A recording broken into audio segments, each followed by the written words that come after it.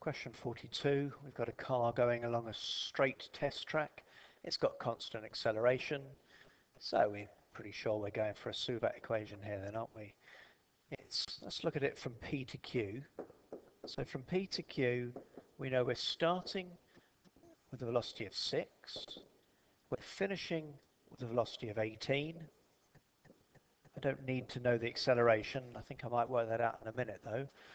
We know that it takes 1 minute. Don't put a 1 there, that's 60 seconds.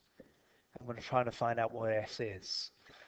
So the formula we're going to use there, just look at this again, one I don't use very often actually. So it's S is the average velocity, S plus U, sorry, V plus U over 2 times by the time. So we've got 6 plus 18 divided by 2, so that's 12. 12 times 60 is 720 meters. It's going 720 meters from there to there. To continue to find the velocity after 30 seconds, so really that's going to be half the time. I mean, it might be tempting just to say it's going to be 12. Maybe it is. Let's have a look. Let's find out what our acceleration is. So if we use our V equals U plus AT, V was 18, A was 6, sorry, U was 6, and 60A. So take away the 6 and divide by 60 gives us the acceleration there is going to be 0.2 meters per second. And now for part 2, so 30 seconds after P,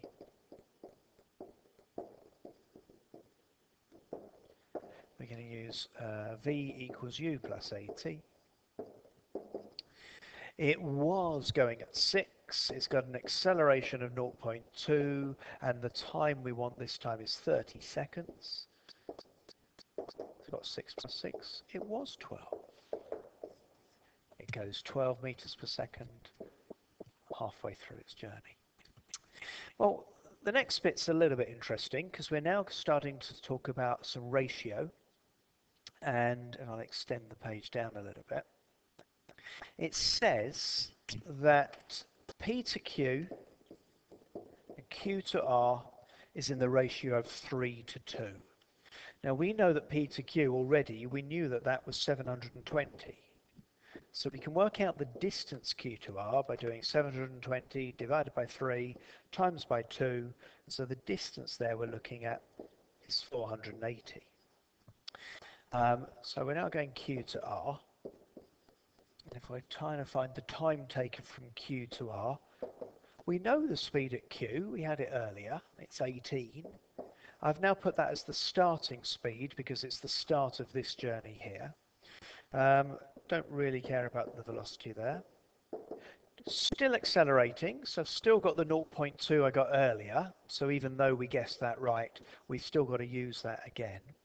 And the distance we need to travel this time is 480. We've just worked that one out from here. And we're trying to find out what t is.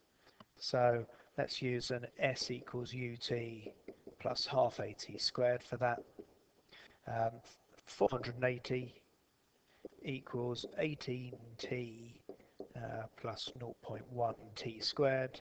And that gives us that t is going to be equal to 23.6 seconds.